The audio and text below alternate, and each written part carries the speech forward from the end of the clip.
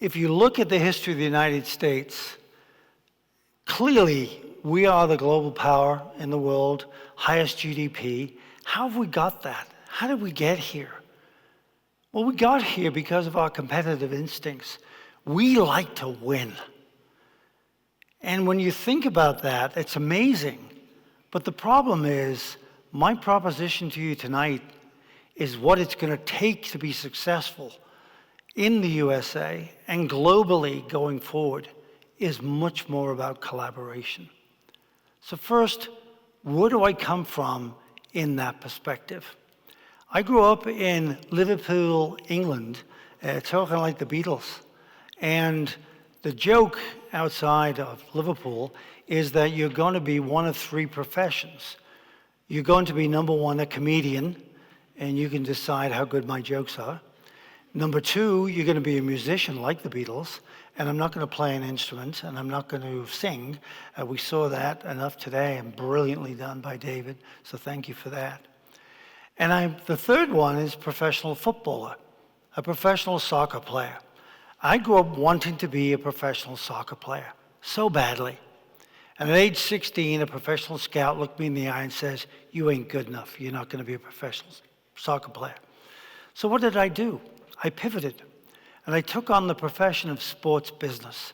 So my 40-year career starts with 10 years as a professor at the University of Massachusetts Amherst in the business school and building a sport management degree program. And then 30 years in the C-suite of professional sports. And I'm going to share with you a couple of stories from that experience that really highlight what I've learned about collaboration and teamwork. But let's look first at professional team sports. You see, the misnomer is that it's all about the competition and winning and beating the opposition. Same in college athletics these days. Okay? But that's not even half the story. The real story is the seamless collaboration of getting all the members of your team to actually pull in the same direction at the same pace so that you have an effective team. And that part so often, unfortunately, is forgotten. So what's the why and the urgency for talking tonight and being the capstone of this phenomenal program? The why is pretty simple. Look at our world. Look at what everybody has spoken about tonight. Massive change, adapting to change. And you look at three particular technologies that really have impact on our immediate future. First of all, AI. I mean, do we need to talk about AI again? You know, because it's run through every single thing that people have talked about today. And what is the essence of it? Machine learning, handling massive amounts of data and being able to be insightful and learn probably faster for sure, more efficiently, more effectively, and better probably than we can do as humans. And yet the fear is that the machines will take over. And so how do we solve that? What is the solution? Scientists globally collaborating, working together, defining rules, defining guardrails, and having the right values in their own lives and in the way they conduct themselves professionally. And that's huge. And that's not going to be easily done. So AI is one. Second, bioscience. You know, we've been talking for years, doctors and bioscientists have been talking for years, that when you go to a doctor, you're not going to sit in that little tiny room and have the nurse take all your vital signs. In the future, you will stand in front of a scanning machine, and filthy rich people right now are doing this, okay? And you'll be fully scanned, and the physical ailments and problems you have will be diagnosed. AI will ask the questions, the probing questions. Your doctor will eventually come in and tell you what the interpretation is, what the prescription is, what procedures you need. You think about a science that could be fraught with all kinds of problems if people don't have the right intentions, the right values behind that. And finally, climate. And we talked again today about climate. Climate and protecting our environment is so important. And AI has value there, particularly in reforestation and reducing our carbon footprints. So the evolving science puts us at a very precarious time in our lives. That's the why, that's the urgency. So I'm going to ask you a question right now. For me to win, does someone have to lose? It's not a rhetorical question, it's a real question. For me to win, someone has to lose. If you believe that statement, please put your hand up. My God, what an enlightened audience.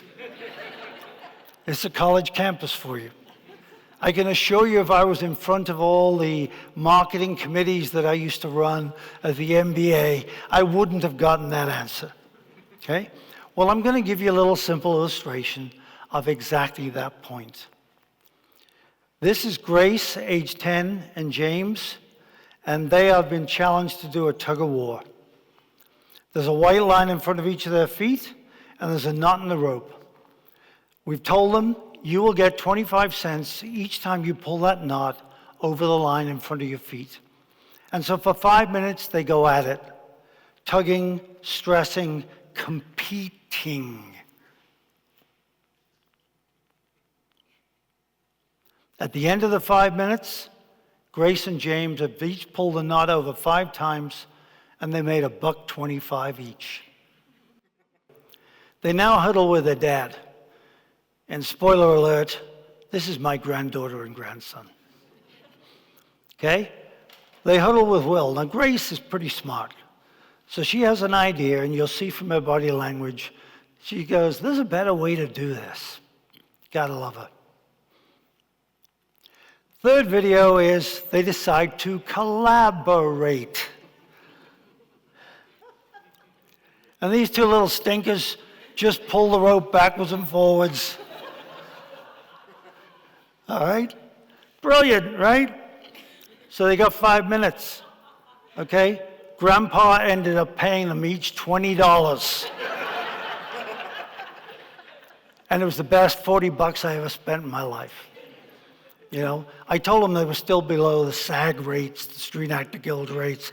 Please don't tell any of the people in Hollywood, otherwise I get in trouble, okay? So, how do we define collaboration? Working as one. We live in a world that's gone away from collaboration. It really has, and it really makes my heart bleed. What are we going to do to turn these things around? Well, first, let me give you 2 illustrations. One, I become Senior VP of Marketing and Team Business at the NBA League office, working for David Stern. And my job on the business side is very simple. The GOAT, everybody know what a GOAT is? Greatest of all time. The GOAT, Michael Jordan. LeBron thinks he's the GOAT, but Michael's the GOAT. Anyway, the GOAT retires, and attendance drops, revenue drops, and all hell breaks loose. David Stern has promised the NBA Players Union they will always be the highest average paid professional athletes in the world. Always. And it will grow every year. And it's not growing. So amazingly enough, they hire some guy from Liverpool called Mullin to put together the best practices unit. And I bring all the smartest minds in the business together, and we do 8 different things, mostly around database building, direct marketing, fan relationship management, a whole bunch of other stuff, market research, pretty sophisticated stuff. Before AI, but certainly it was AI-ish. And lo and behold, we get the paid average attendance up 2,000 paid a game. Incredible, because we're only averaging about 10,000 paid. And $250 million a year more. And it goes on for all 4 years that I'm there in that role and gets bigger and bigger and bigger. How do we do it? We targeted the 8 teams in the middle of the league with the most upside and got them convinced to put our practices into place. We collaborated, led by the leader, David Stern, forcing the owners to implement what we did. And by the time I was there, finished there 4 years later, We had every one of the 30 teams implementing best practices. Now, you got a bunch of guys who are competitive as hell. They hate each other. They're partners, but they're not partners. They're not going to trade their secrets, but we did, and we got them to do it by pulling all together and working as one. Now, let's contrast that. I left there and became the CEO of the Atlanta Hawks of the NBA, Atlanta Thrashers National Hockey League team, and world-class Phillips Arena, now State Farm Arena. Fourth most profitable arena in the world now, okay? I go to work for 9 owners. And before I take that job, the current CEO, Stan Kasten, now the president of the LA Dodgers, wants to impart his wisdom on me. Now, Stan tells me the story about Yeshiva University. It's a real university in New York, but it has no athletic program. So the story I'm about to tell you is his story, and it's a myth. And it's about the Yeshiva University crew team, longboats, 8 rowers, 1 cox, right? They have meets for 2 years, allegedly, and they lose every meet. All of a sudden, the leaders say, let's go up to Harvard. Let's stand on the river there in Boston, and let's observe the Harvard world-class rowing team.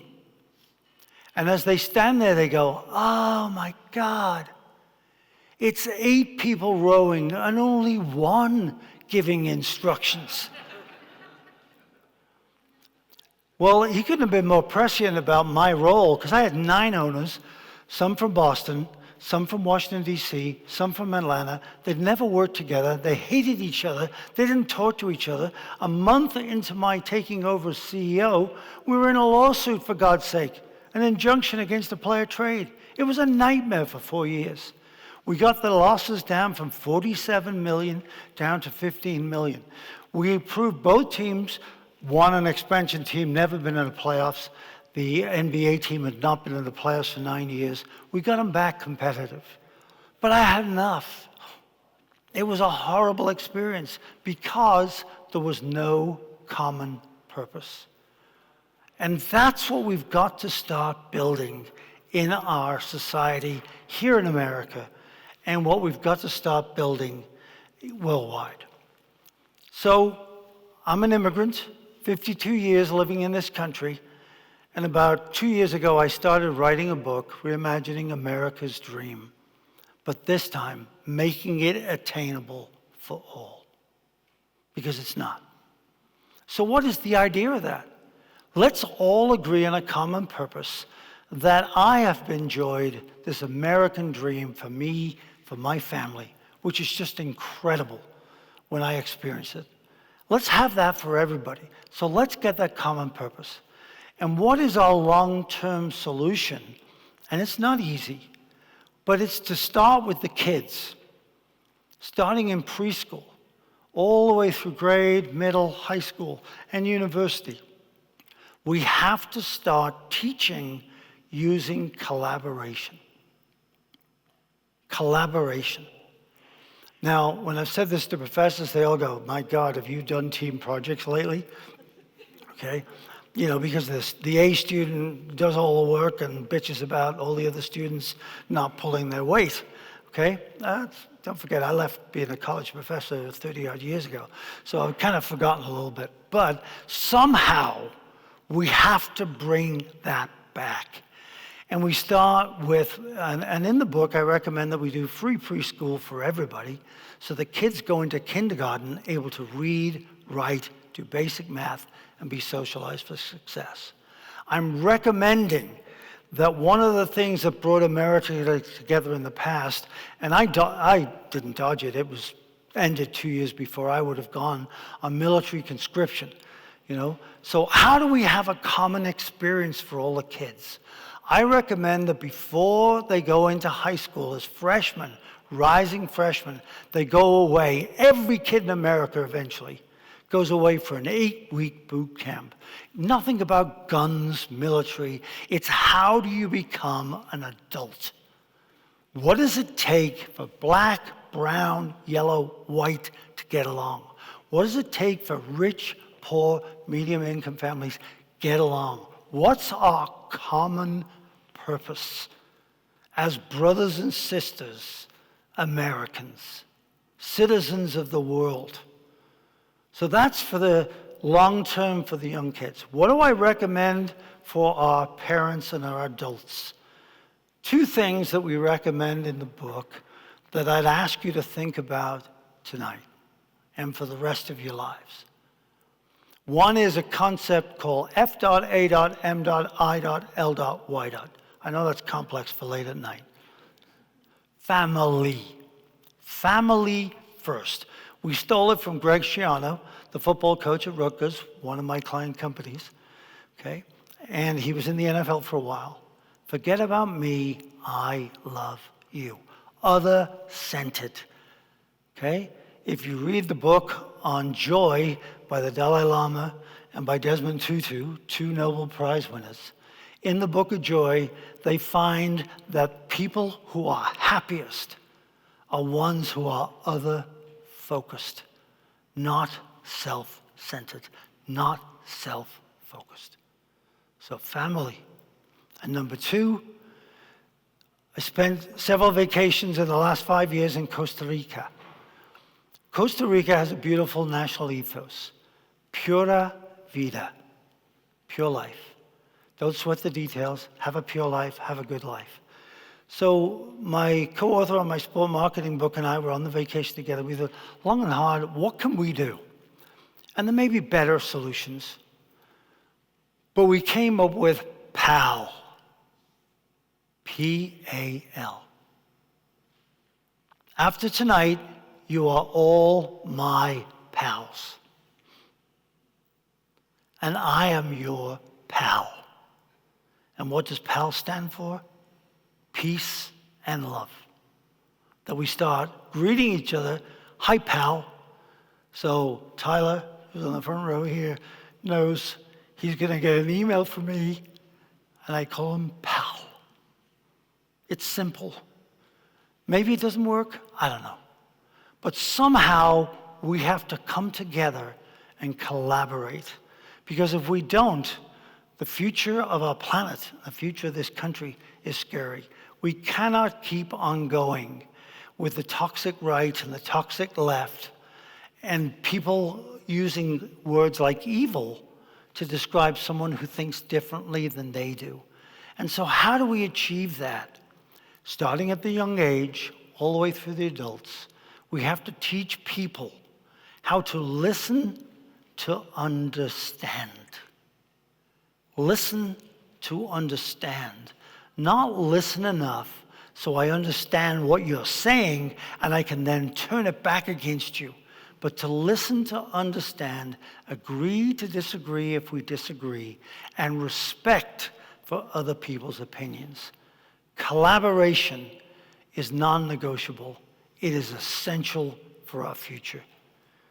I can't believe you've given me your attention, but this late at night, thank you for that. Thank you for this great program.